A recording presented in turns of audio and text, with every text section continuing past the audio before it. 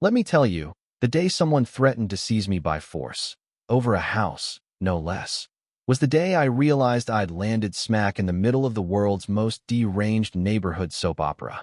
Picture me, just a regular contractor looking for a slice of peace, standing there in total disbelief as my neighbor Martha lost her mind over a property line that wasn't even hers.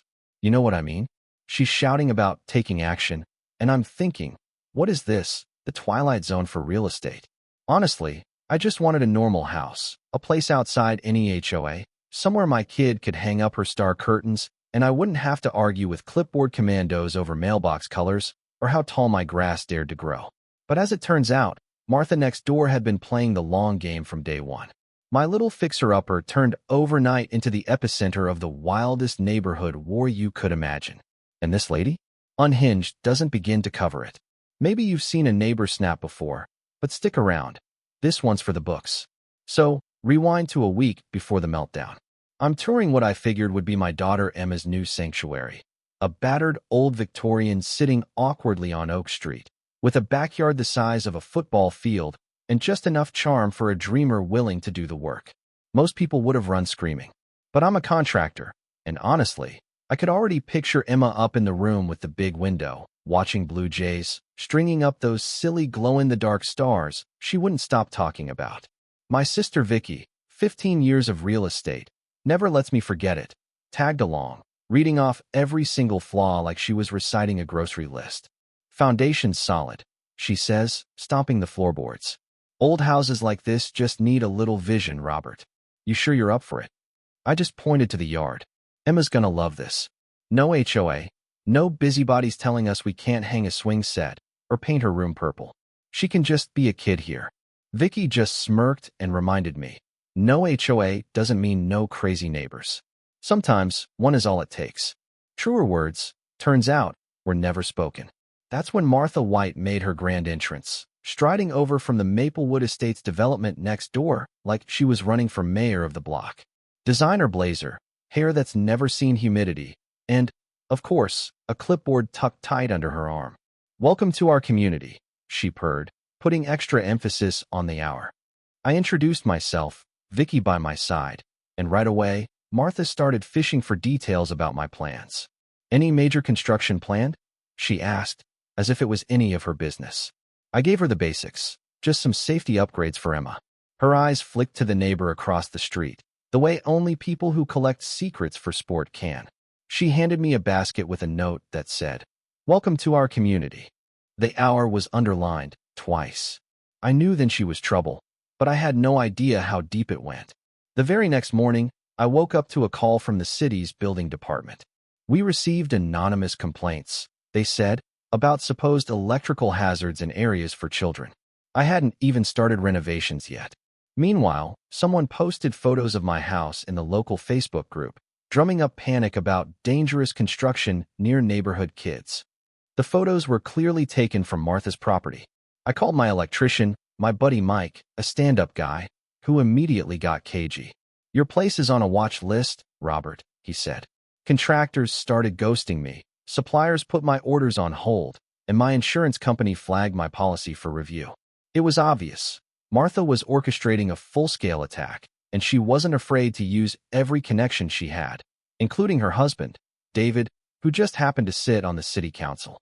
Emma called me crying because kids at school were telling her our house was dangerous. You try explaining to a 10-year-old that her dream bedroom isn't cursed, just caught up in some grown-up power play. That's when I realized they weren't just after me. They were after my kid. Things only got worse. A surveyor showed up to verify the utility easement, something about fiber optic expansion. A little digging revealed those easements were worth up to $50,000. Suddenly, Martha's intense interest made perfect sense. This was never about community safety. It was about cold, hard cash. My sister Vicky, genius with records, traced a web of shell companies and complaint filings, all leading back to Martha and David. Every move, every rumor, every single concerned parent was just another layer in their scheme to force me out and buy the house under market value. Mike from the sheriff's department confirmed my suspicions. "You're in the crosshairs, Robert. Martha and David have done this before." Then, just when I thought it couldn't get crazier, the state licensing board started calling about my negligent practices. They were trying to destroy my career, my home, and my reputation, all to score a payday. David finally called me in for a chat at City Hall.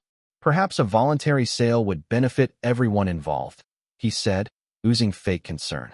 The way he said voluntary made it clear there'd be nothing voluntary about it if I kept resisting. I started recording. A few days later, the offers started rolling in, anonymous buyers, all traced back to shell companies linked to Martha's consulting business. Vicky cross-checked addresses and timelines. The paperwork told a story of long-term planning, trust funds, and a financial house of cards that depended on keeping property values artificially high. If they lost control, Martha lost millions. So, yeah, she was fighting for more than just pride. The pressure was relentless. My mortgage company called about insurability issues. Emma's school called about anonymous concerns. Then the real gut punch. Someone smashed Emma's swing set to pieces and spray-painted "Sell Now" across my garage door. You want to know how far some people will go for money? Try explaining to your daughter why grown-ups destroy her playground.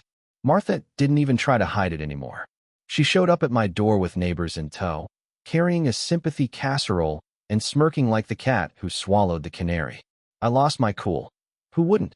But that only played into her hands. She wanted to paint me as the dangerous, unstable dad. Then, the piece de resistance, a visit from Child Protective Services. Martha had called in complaints about unsafe construction conditions. But Emma, sharp as ever, had screenshots and recordings showing Martha's campaign of harassment. The social worker, thank God, saw through the act, documented everything, and told us she'd be investigating Martha for bad faith reporting. Emma, my 10-year-old, devised a plan, record everything. She set up hidden cameras, rehearsed questions, even coached me to stay calm when Martha inevitably showed up. And show up she did, marching onto my property with the city inspection team, looking to finish what she started. Except this time, our irrigation system accidentally soaked her designer suit. She slipped in mud and streaked blue paint across her blazer for good measure. When Martha lost it, screaming in front of the entire neighborhood about seizing my house by force and needing her trust fund to cover David's debts. Every phone was recording. Her mask dropped. My neighbors, who'd once sided with her, now saw the real Martha. Not a community hero, but a bully unraveling for all to see. It didn't take long for the footage to go viral, 50,000 views in hours. The city council called an emergency meeting.